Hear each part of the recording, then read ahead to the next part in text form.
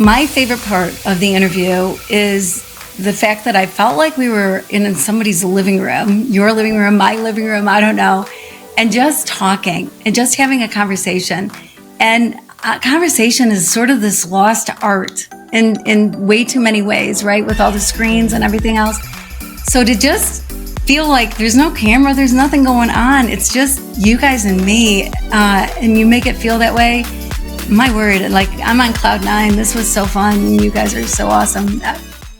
Your message equals your $1 million anthem. You don't have a sales problem. You have a message problem.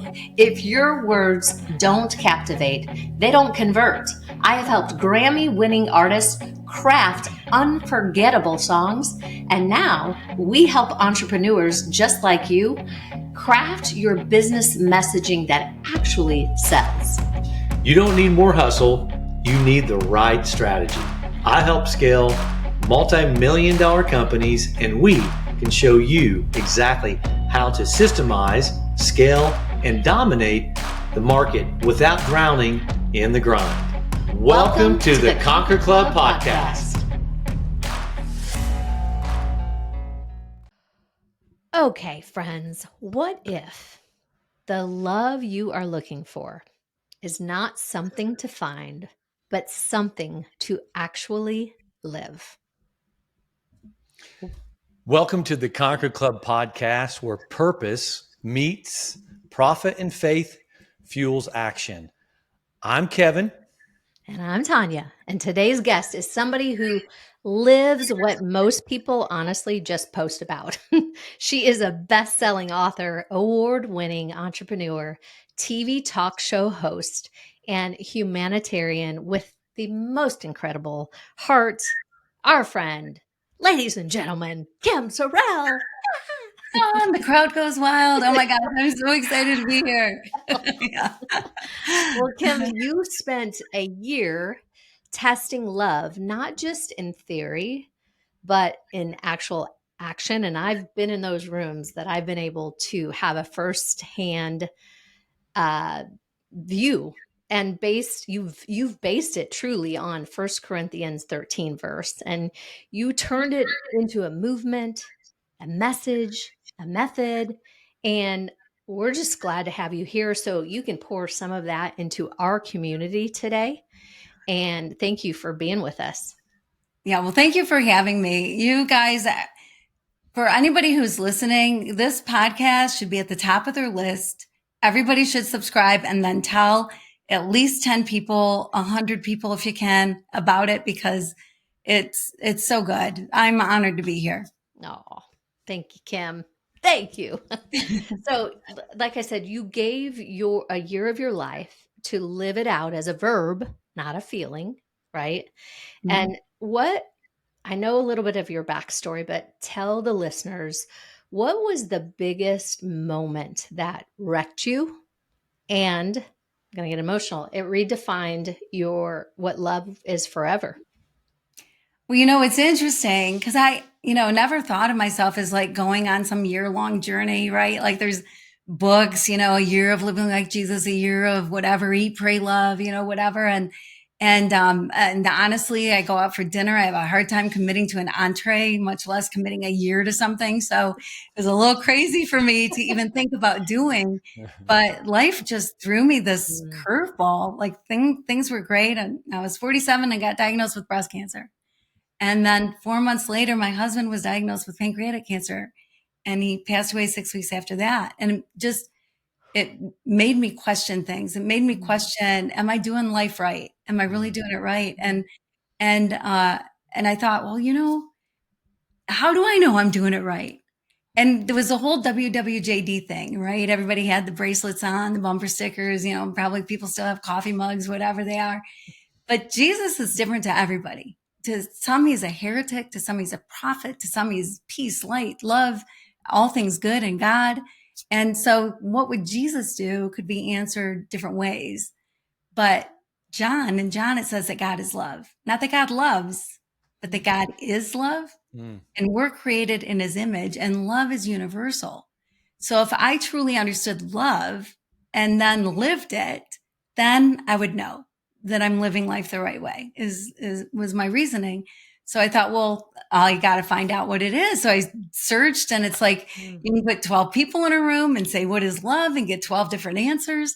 And so I thought, well, someone's got to do this deep dive. And so I decided I would take the bull by the horns and throw myself into it. And the things that I found out blew my mind and rocked my world. And I didn't at all answer the question that you asked, but No, you did. You did. It's like what that wrecked you, and then it redefined it, maybe just defined what love was. It sounds based on your journey. yeah, well, I did take First Corinthians 13, like you said, and I took each word or phrase a month. I gave it an entire month. Love is patient, love is kind. First Mm. thing that I figured out though is there's 14 is an essence of love. So it was a 14-month rather than a 12-month Mm, commitment to do it. And it took me until the end of every single month for God to hit me over the head with something, some big thing to happen. And mm, then I go, oh, now I get it. Now I mm, understand. Because if you put love is or love is not in front of anything, it changes the meaning of the word. It changes it. And so to figure out how it changes it and what that change is, and then try to put it into practice, it was just a whole thing. And I was in Haiti most of the time while I was doing it, which, it's the poorest country in the Western Hemisphere. And I was chased by a motorcycle gang and, had many tarantula encounters, whatever. mm. So, but yeah, the things that I found out about love just rocked my world. Mm. Wow. Well, Good. yes, thank you for sharing that with us. I would like to know, how do we misunderstand,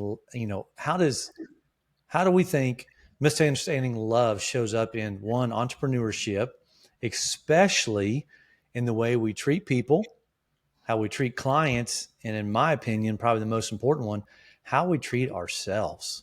Mm, yeah, that's a great question. And it shows up in really big ways because I think we're born knowing what love is, but we can't articulate it. We're too little. We don't think about love. We just live in it, because someone's feeding us, whatever. I don't know.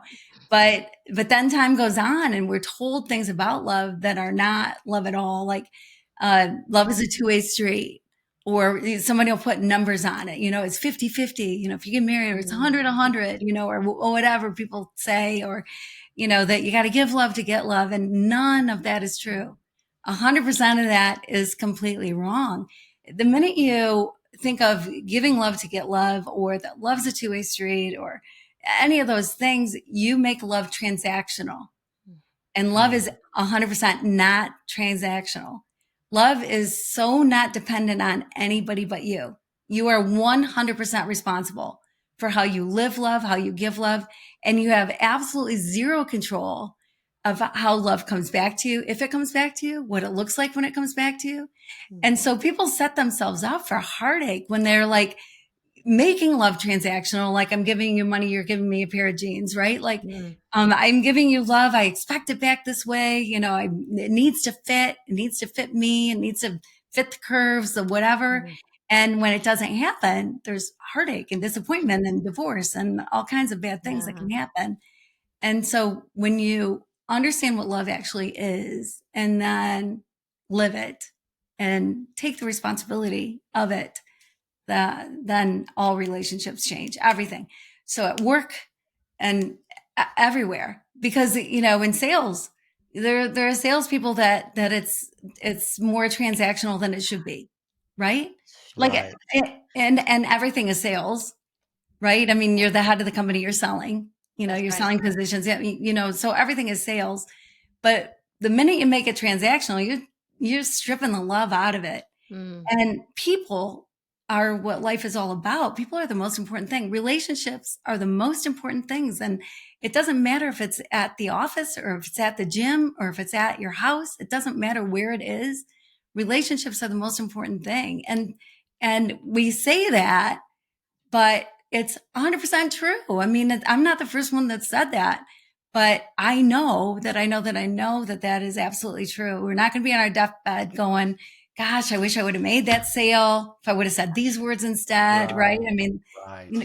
we're going to be thinking about the people we love. And so, yeah, it affects everything. How you live love or don't, or your misconceptions about love affects everything in your life. Mm. Mm, Kim, that's and good. Thank you. Thank you. it's so good. And I would say one little phrase you said in there is you live it and you give it. So I think just by osmosis, if you will, when you live it, it just flows out of you. I mean, that is what I honestly, without mincing words, that's what I think everybody feels when they're around you, Kim.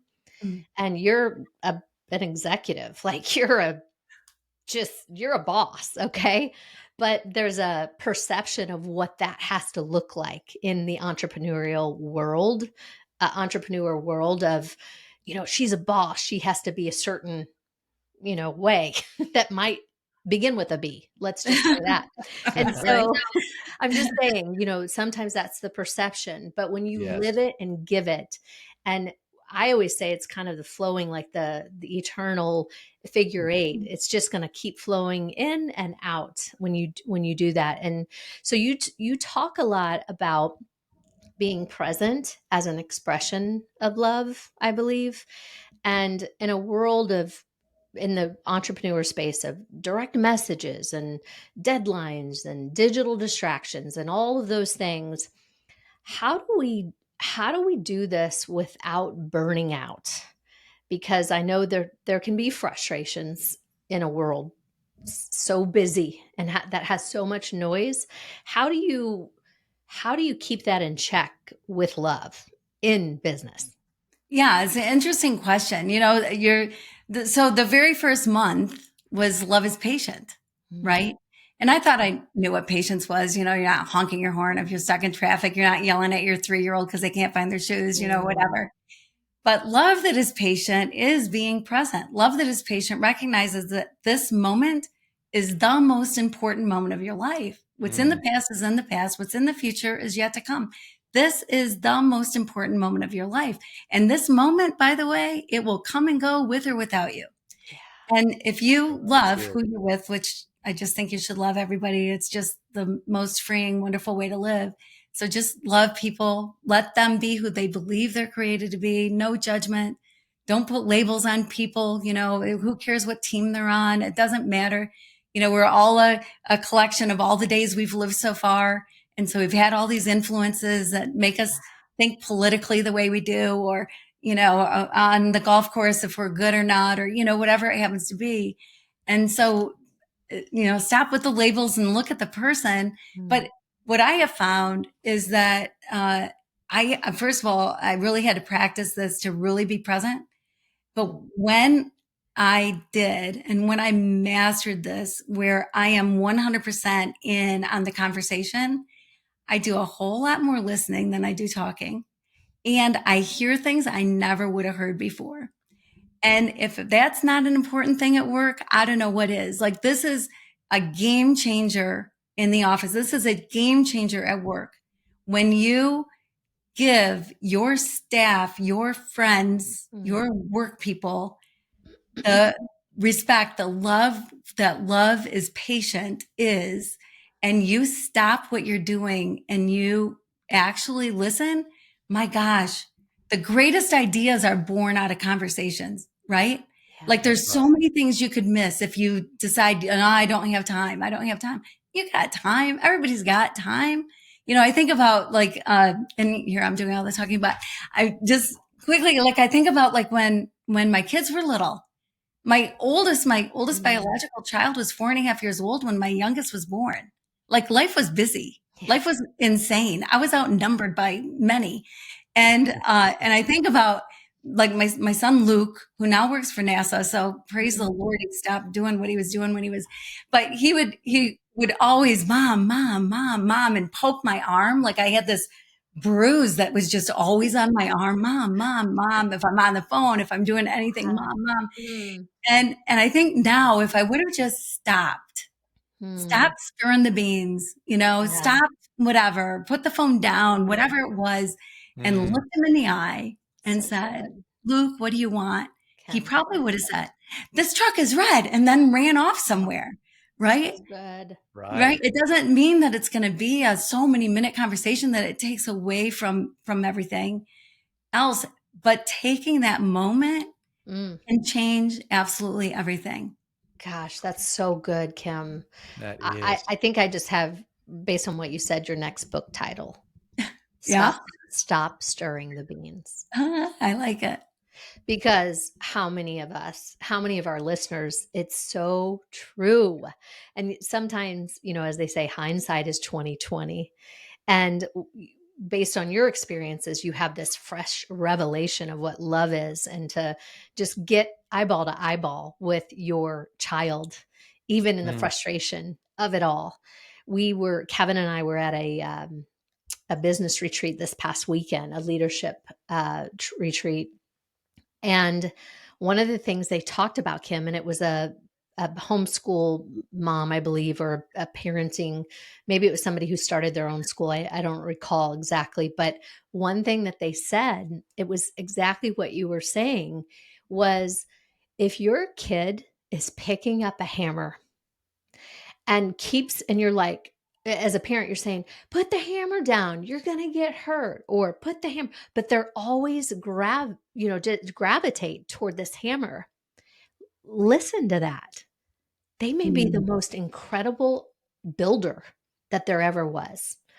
Just instead of putting our self-imposed fear, ask them, show them how to hold the hammer. What do you want to hammer?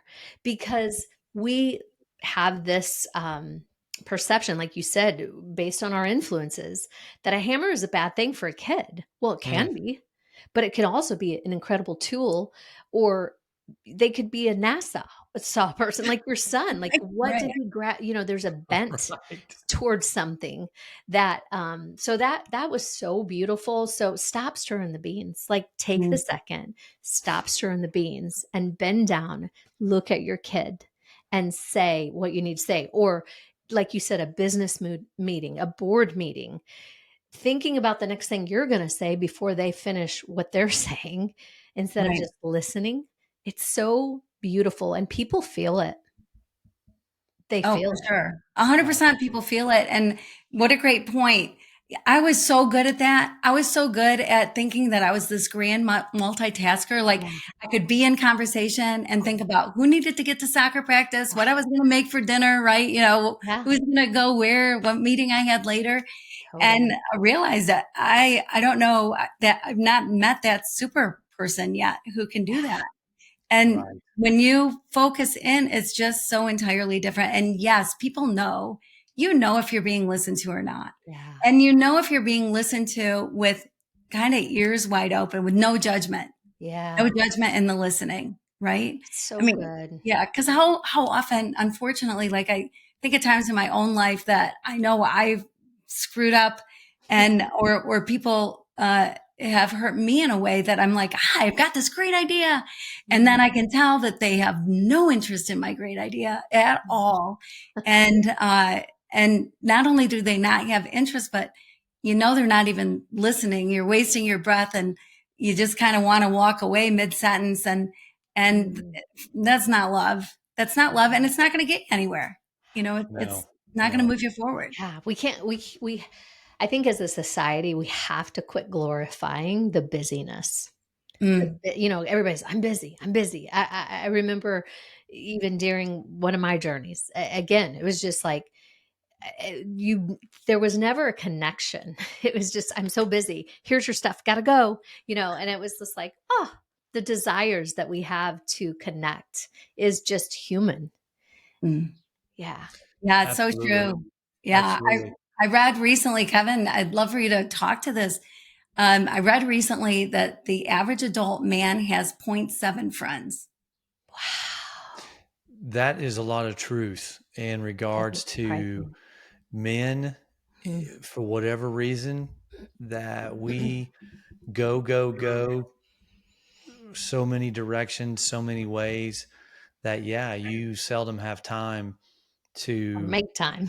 yeah, well, Mm, that's true. That's well said, Ton. It's, you don't make the time to have that. But that's so true. If I, you know, I do something in the fall that basically we've made time for it. And I know we're kind of getting off the trail here, but in regards to what you just stated, I play the silly game of fantasy football with guys I went to high school with. Oh, that's so And we cool. graduated in 1989, but here we are in our mid 50s. And each August, we know we're going to be together for a day and a half. And then we have all fall together that we're bantering back and forth, we're texting and doing all that. We could truly care less on the outcome of each of the games. It's the fact that we get to look forward to seeing one another, catching up on our families, and then having a reason or an excuse, if you will, to be texting each other throughout the fall. So from August to December every year, we have created this gamesmanship, but we've kept our friendship alive and well. I love that. I love that. So, That's so cool. but Yeah. yeah, great question. But yeah, that point seven probably makes a lot of sense. So Kim, I do want to ask, what role did loss, grief, or difficulty play in shaping your perspective on what love truly means? Oh, well, I think, it's like everything shapes everything, right? And so it can't help but shape. One of the biggest things that I learned, so I was diagnosed with cancer, my husband diagnosed with cancer, and then he died 6 weeks later, which happened to be in March. And then I'm still going through my stuff. And so by the end of the year, I'm ready to go back to work, but I wasn't sure what I was going to do because I had people running my businesses, and I'd stepped down from my nonprofit job and decided and ran into a guy who was running a nonprofit that my dad and I started 10 years before then. Said, "Hey, you need any help?" And he's like, yeah, I could always use help. I said, "What about bookkeeping?" And he's like, "Yeah." So I thought, well, January 1, clean books, start out as a part-time bookkeeper and see what my life would bring. But then 12 days later, there was an earthquake in Haiti that killed 200,000 people. Wow. So within 2 weeks after that, I was in Haiti. And for the next several years, I was in Haiti at least part of every month for several years. And something that I'd never been told, I still have never heard come from anybody, but is so true, is that service is the greatest healer of grief. Mm. When you get outside of yourself and you give to other people, my word, I mean, nothing heals grief like that heals grief. And service is love, right? It's the embodiment of love when you are truly giving, not for the accolades or not to get your picture in the paper or not so someone will pat you on the back, but because you desire to do so, because you love, and that's what love does, is helps people. And when you do that, man, yeah. I mean, if anybody out there who's grieving, and I think we shouldn't judge each other's grief ever. Like we No. can be really good at that, but people grieve how you want to grieve for as long as you want to grieve however your grieving looks. It's okay. The 5 steps of grieving, whatever. That's something somebody wrote. I've never read it in the Bible. If you don't do them all, it's okay. You have the freedom to grieve how you want to grieve. Right. Right. But if you can get to the point where you're like, okay, I need something else now to bring in some more healing, service is go to your local soup kitchen, go help your neighbor next door. It doesn't matter what it is, but giving of yourself is what's going to create the right mind space and heart space for you. That's so good. So good. That's great, because it's just like sales. I mean, sales really is a solution or a service that provides a need for somebody. So it's all wrapped up in there, like you said earlier, without the transaction of like, I gotta have this. It's just like, actually, how can I serve you? Mm-hmm. So when excuse me, when you were talking about scripture, that love is patient, love is kind. Which part of that, Kim, as you've shared your conquering, we're all still in the journey. There's always opportunities to conquer the next thing. What script in that scripture, what challenged you the most, like in real time? And how did you conquer it? Because I mean, that's a lot that you walk through, like boom, boom, boom, boom, boom, boom. How do Right. you how did you I'm maybe you wrestled with that in real time. How did you conquer that? The hardest one, the one that I dreaded the most was love keeps no record of wrongs. Hmm. I thought, well, you might forgive people, but you don't forget the things that happened to you. Hmm. So Yeah. how does love not keep a record of wrongs? What does that even look like? And that month, I happened to, had gotten a phone call from a guy in the US, and he wanted to bring other men over to Haiti to see this water project I'd been working on and to see if they wanted to get involved in it. And I'm like, oh, you want me to come? I'm like, heck yes, I'll meet you there and I'll, show you the water project. So 8 American men. And then I brought 2 Haitian friends that I work with to translate, and they knew the water project inside and out. And we drove out into the countryside. We got to where we were staying, and there were 2 rooms, and each room had 4 twin-size beds. So I'm looking and I'm going, oh, well, we brought a couple cots and an air mattress. If we move this around, move that around, we're fine. It's going to be fine. Well, then the guy who'd called me, the head of the American men, he called me over. Kim, can I talk to you? I'm like, sure. And he said, did you see the rooms? And I'm thinking, buddy, there's nothing else to see. And then I thought, oh, he's going to think I want my own room. So I'm going to say, well, it's okay. I'll sleep outside. And then he'll say, oh no, if anyone should sleep inside, it should be you. And then I'll say, well, I don't care if there's other people in my room. And so he'll go, good, because there's only so much space. So I said, well, it's okay. I'll sleep outside. And he said, oh, good, good. Because we've got men on this trip that would not be comfortable with a woman in their room. And I thought, what did I just do to myself? First of all. And secondly, I hope my son would have stepped up and said, what are we doing making this woman sleep outside, treating her kind of subhuman, right? Right. Right. But I volunteered. I'm the one that said I would do it. So I had to figure it out. And there was this piece of plywood, and I propped it up on, things so that it was, so I figured if I slept under there, put the air mattress under there, at least if it rained, I wouldn't get wet. And so, I did that. I blew up the air mattress and I went to bed the first night. And I was scared to death because there are snakes and tarantulas and chupacabras, or I don't know, whatever's lurking in the bushes of Haiti. And I am just out there exposed to the world. And I'm thinking, I'm, not exposed. I wore pajamas like I would have if I would have slept in the room with the men. Yeah. Like, what's going to happen in hot Haiti in the middle of the night with a bunch of people in a room? But whatever. I'm the one that said I sleep outside. And so I go to bed, and the air mattress held air for about an hour. And then I'm on gravel. Oh, And it was so loud because dogs were barking and horns were honking, and that kept me up. And then that finally settled down sometime after midnight, whenever. And then voodoo drums started in the distance. And then that kept me awake for a while. And then finally, probably 5 a.m.-ish, I was able to fall asleep. Well, the first night came and went, no problem. No problem at all. Second night, same thing. I'm on gravel, the dogs, the horns, the voodoo drums. Finally, I'm asleep. But I woke up because there was something on my leg. And I was so afraid. I thought, does Haiti even have the anti-venom to whatever it is that's about to bite me? Or, am I going to be able to get airlifted to Miami in time to save my limb? I didn't know what was going to happen. And so I slowly lifted my head and I slowly opened my eyes, and it was a chicken. There was a dang chicken on my leg. And I didn't know whether to be happy because it wasn't something so much worse, or sad because it woke me up from the little bit of sleep I was getting. Well, third night came and went, no problem. Fourth night, same thing, the gravel, the dogs, the horns, and the voodoo drums. But again, I woke up because again, there was something on my leg. And again, I was scared to death. So again, I slowly lifted my head and I slowly opened my eyes. And again, it was the chicken, the dang chicken. And again, I didn't know whether to be mad or happy. But that night, we had chicken for dinner. So the fifth night came and went without incident. Everything was fine.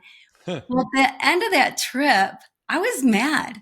I was kind of bitter. I thought, who do these men think they are? Like, who am I? Well, I'm not worth a bedroom? Like I'm not worth sleeping inside. Like, I wasn't getting it. And I just thought, who are these guys? And then it hit me. Love keeps no record of wrongs and what that means. So what it means is this: we're in charge of the narrative. We're in charge of the narrative.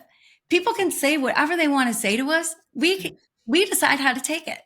We decide how we're going to take it. We decide if their tone is ticking us off, or we take them at their word, or whatever it is. Yeah. We are the ones that are in charge of the narrative of our lives. And so being that, and love not keeping a record of wrongs, means I changed the narrative. So instead of these rotten guys that did this rotten thing to me, I could literally sleep anywhere in the world and be perfectly comfortable. There you go. Yeah. And so the one that I dreaded really ended up being so educational for me, because you can change the narrative of the past. Yeah. Isn't that cool how God works? Yeah. But, because we've all had those moments, right, that you hang on to, like I'll never forget my freshman year of high school. I was all nervous, big school, new school to me.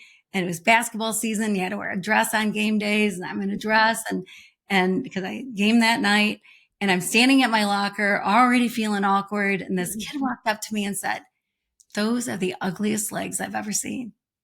Well, I'll tell you, I hung on to that.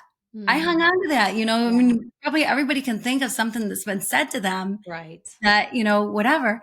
But my narrative at the time was, oh my gosh, my legs are ugly. Like, how do I show what am I going to do? And I can't believe, that I'm walking around with these ugly legs, and I didn't know what to think. But after learning this, I'm like, yeah, no, I mean, that wasn't on me. That was on him. That he's the one that chose to say those words. I didn't have to receive them the way that I did. Yeah. Now I feel bad for him. Like, what's going on in his life that he would cause harm like that, hurt somebody. So yeah. So you can change the narrative of the past and keep no record of wrongs. That's fantastic. And that's so true too. We can receive that, I'll say, judgmental call or what was ever spoken. There's certainly some challenges going on with the individual to be firing that kind of, I'll say, lie, if you will. So, well, because you've seen my legs, so you know it's a lie. So thank you, Kevin. I appreciate that. I was going to say, I've seen those legs. Yeah, that's right. That's right. So it was the individual struggling with something. But well, Kim, as an award-winning entrepreneur, how do you practically bring love into your business culture without sounding like it is fluff? Well, because it's not fluff. Love, another thing that we say about love is that it's an emotion, or it's a feeling, right? Yes. But I don't know if this has ever happened to you, but if I watch a scary movie, when I go to bed that night, I hear every creak, every bump, every bang, and I'm afraid, right? Because I've just watched the scary movie, but the next night it's better.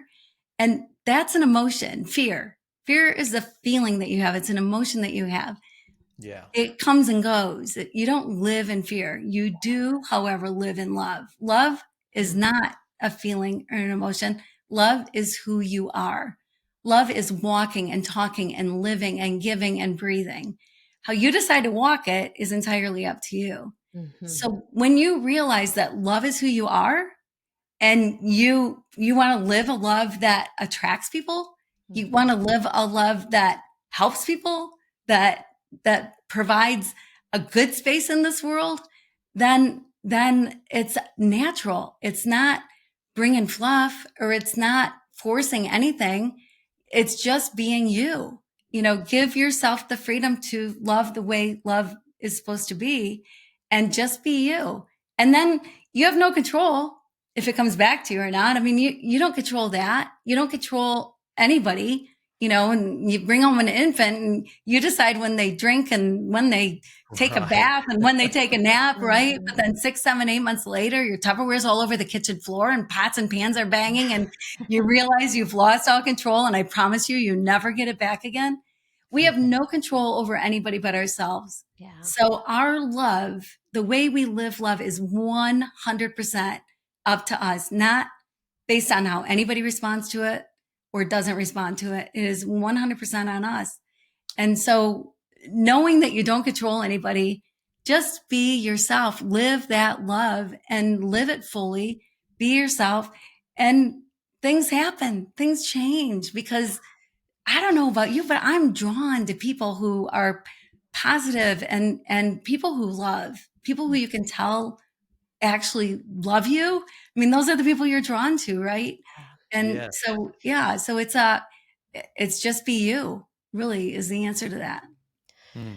So, Kim, in response to that, I think some people, some of our listeners, a lot of business, a lot of, high achieving entrepreneurs in that, well, it's kind of a two-part question. One is, I think when people hear you just love them, and there's a toxicity on the other side of that love. Not Mhm. you're doing the love. I don't know if you've ever read Bob Goff's book Mhm. called Love Does, but you're being love, and there's toxicity on the other side, whether it's in the workplace or in a personal space. What is a misconception of people think that you have to love them? Like, you have to stay in that toxicity, stay in an abusive situation. How do you navigate that? And what is one mindset shift around love that can help the leadership or their relationships or even their legacy? Well, I would say, first of all, you don't have to like everybody. Hmm. You don't have to like things that people are doing. And everybody's not going to be your best friend. Love and like are two different things, but the like is because of things that they do, or whatever that maybe you don't like or you do like. Love is entirely different than that, because love, again, is entirely on you and shouldn't have anything to do with how anybody's responding to you. But I would say, for the woman who's getting beaten or emotionally tormented or whatever it is, walk away. The most loving thing you can do is walk away. If you stay in that relationship, you are not giving that person space to change. They're just going to remain in that hole that they're in. You walk away, you give them their space. If you love them at all, Yeah. that's what you need to do, is walk away. Thank you for that clarity, because I think sometimes Yes. in the Christian world or Christian circles, you gotta love them, meaning like stay in it. And that's a misconception, because actually the most beautiful love is exactly what you explained. It's actually loving them so well, they love you enough to walk away, and you love Mhm. yourself enough to walk away. Mhm. So that is beautiful. And the other part of that question, thank you for clarifying that, because I think that sometimes people hear like, what, that's love, just stay by their side, that sort of thing. And that's actually the opposite of what love is in those situations. So, Mhm. in regards to that high achieving, strong mindset, what is one shift around love that could help somebody's relationship, leadership, and like I said, their legacy? I would say one thing about love is love does not judge. And if you think about it, we can make so many judgments in a day, right? We see somebody, and based on the clothes that they're wearing or their number of piercing or their tattoos or the way they wear their hair, we make judgment, judgment, judgment, judgment.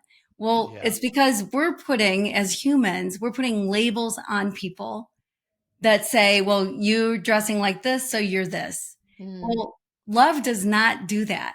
Love does not place any labels on people. Love recognizes that we're all individuals and we all have a purpose here, and no two are the same. We're all these incredible masterpieces created by the master, all individual. And when you recognize that and you stop with the judgment, stop with the labels, one label does not fit all. And labels are like a club somebody belongs to, right? Or whatever it happens with music they happen to like. And that's not who you are. That's just mhm. something you like or Mm, something yeah, you whatever, but it's not who you are. And yeah. when you take all that away and you take away the judgment and you recognize too that every single day has led to this day, Mm, not just for you, but for everybody else. yeah. Yeah. So as you want grace and mercy extended to you, man, you need to extend grace and mercy to other people. And when you're in a workplace and you are surrounded by people that have all grown up in different homes. I mean, in marriage, it's two people that have grown up in different homes. Right. When you're at work and there's all these people that have grown up in different homes, all have had different experiences, all, have trigger words, all have beliefs, whatever it is, then the answer, the best possible answer is to love. Just love the people that you work with, think of what can you appreciate about somebody when they're driving you nuts, because there's something good. There's nobody that's just going to drive you nuts, whatever. But just love the person, let them be who they believe God has created them to be, and just love them and realize everybody has value. And so draw on each other's value, like I do with you guys. I mean, my gosh, we've had some of the most incredible conversations I've ever had in my entire life. And you guys have all this wisdom and experience that has brought you all this wisdom that you're like, yeah, well, this and yeah, well, that. And I'm like, holy cow, I mean, value humanity, value humanity. That's It, good. That's it's, good. it's the most important asset. I mean, people say that, but do you live it? Right? Like saying it and living it, two different things. Like, I love everybody. You hear people say that, right? I love everybody. But those darn Democrats or those Republicans, Yeah. well, then you don't love everybody. Take away the labels, take away the assumptions, because we all know what assumptions do, right? Yeah, we do. Yeah. Take Tell us, those away. Kim. Well, they make well, but take all of that away and try to, like, a prayer that I pray every morning is, Lord, let me see people the way you do. Yeah. Yeah. Because somehow we decide what's pretty. We decide what's thin enough or what's tall enough or what's, like, we decide how people should wear their hair, what's good, or I don't know. But those are all human things that we put on ourselves and on others. That's not love. If you see people the way that Jesus sees people, all you see is the beauty. That's all you see. That's all you see. Yeah. Everybody is beautiful. I mean, we live in a world with incredibly attractive, incredible people, every single one. Like I people can do ugly things. Yeah. But it doesn't mean that they're ugly. Right. It's the event that they did, not necessarily the person. So, well, in the same lines as what we're talking about. So, has there been a moment in your journey where love, it just felt too hard? And we all probably know the answer to that, because we all have been in that situation where love does feel just a little too hard. How did you keep showing up when it didn't feel easy, or if love wasn't even being returned? What would you say to our listeners about keep showing up even when it doesn't feel easy? Well, it kind of goes back to some of the other stuff that we've talked about, right? Like giving of yourself and realizing that love is 100% on you. Like how much love you give, how you live love, how you view love, what you do with love is up to you. And so I actually don't mind a challenge, I have to say. I come from a very competitive family, and so I don't mind a challenge. And when I just be me, not everyone's gonna like me. I'm not everybody's cup of tea. I get that, whatever. But when I just be me, and don't judge, don't lash out, don't do any of those things, but just be me, walls come down. I mean, the universe works that way. Like love comes, you give love, it comes back to you. Maybe not the way you think, maybe the way you think, but it's just this natural universal law that God designed it this way. It comes back to you. And it's hard to keep doing ugly things around somebody who is is Love. not putting you down, Yeah. right? That's so true.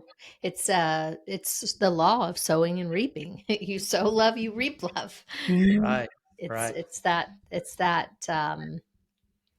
I think that you define it in such a way that it cuts through the feelings, like you said. It just cuts through the feelings of love. It's not always just like forgiveness isn't a feeling, it's a choosing, you know? Mhm. Hmm. And so, Kim, you've traveled the world. You were talking about, the chicken on your leg. You run a humanitarian organization. Do you still do that? I do, yeah. Okay. And you've lived love literally on the ground with the chicken. What do you think being in those environments and everything that you've endured, conquered, loved through, what did the poor, the hurting, or the people that are overlooked, what did they teach you about real love? Oh my. Uh, so much. I mean, that's another really cool thing about God is that you can't outgive. You can't outgive. You think you're going over somewhere to help, and you come back with so much more than you could ever pour out into anybody. And that's not why you do it. It's just the way it works. And Mhm. so I'll never forget one of my very first times I was in the Dominican Republic in a very poor area working. I heard a woman singing a song, Mm. and the song that she was singing, sitting outside her one room home with a dirt floor, she was singing a song about, Lord, don't let me be prideful. Don't let me take what I have for granted. Thank you for the blessings that you've given me. And I'm like, wow, Mm. this woman has, in our eyes, zero, basically, right? The clothes on her back, maybe one more dress or Yeah. something, one room, that her whole family lives in.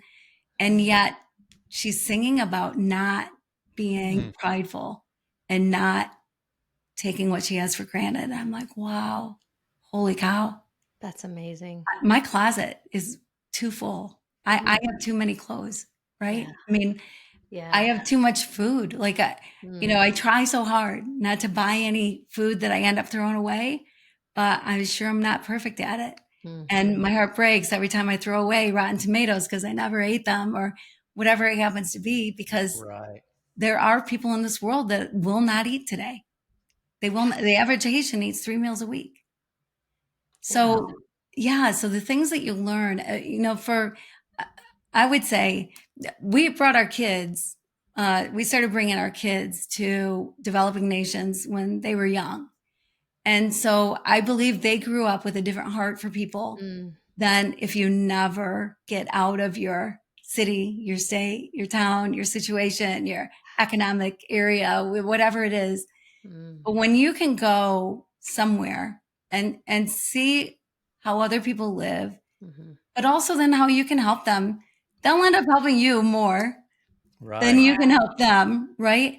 But Mhm. man, yeah, I was talking to somebody the other day, a good friend of mine who um, she just traveled to a place and she met some Muslims. And she was like, "Oh my gosh, I've never known a Muslim and da da da Mm. da." But they were so nice. They were Mm. really good people. And I'm thinking, well, yeah, of Mm. course they're good people. People are people all over the world. People are Yeah. people all over the world. Like, Mm. you don't fear someone because of a label that you put on them, or, like, is that a club they belong to? But or their economic status, or Mhm. whatever it is. Nobody's higher than anybody and nobody's Yeah. lower than anybody. We are Right. all walking the same earth. Yeah. And yeah, so uh man, yeah, I've learned a ton.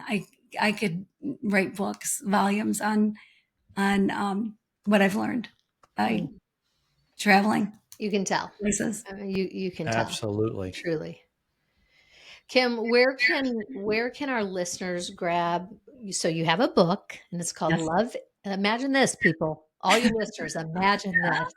The book is called Love Is. So Go figure. you also have your podcast show and how can people just connect with you deeper, Kim? Well, it's funny. I am the only Kim Sorrelle spelled my way in the entire world because my last name is ridiculous. It has way too many letters, 2 R's, 2 E's, 2 L's, Sorrelle. So Kim Sorrelle, I mean, if you can remember that, the 2 R's, the 2 E's, I don't know. But kimsorrelle.com is my website. Love is available on Amazon and other booksellers.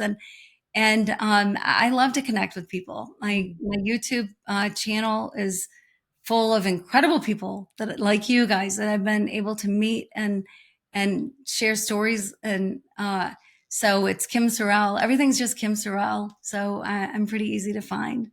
Mm. Well, we'll have all of that in the show notes. We'll have your book link. We'll have your podcast. And yeah, I mean, Kim exemplifies, and everything that you heard today on whenever you're listening to this, it really is who she is. Love is Kim Yes. Sorrelle. Love is Kim Sorrelle. So, Kev, how do you want to wrap us up this afternoon? This is what I'd say. If I were to give a piece of advice, I would say, keep your heart open and live your love loud. It's good. Bravo, more confetti. So if this episode moved you like it's moved us, and I'm sure it has, and it made you feel or see love in a fresh lens, just hit the like button, subscribe to the Conquer Club podcast, share this with your friends, maybe somebody who's walking through something hard that like Kim has walked through, and she's redefined what love is. And Kim doesn't just talk about success. Love is her success. I mean, that is why she is successful, because she is a walking billboard of what love is. So Kim, thanks for being on the podcast today. And we'll have all of her information in the show notes. And as we like to end all of our podcasts, Peace in. Peace out. Kevin and Tonya Stout. So how many of you are ready to conquer your business, your income, and your life? Hit subscribe and join the Conquer Club, and let's start winning together. Peace in. Peace out. Kevin and Tonya Stout.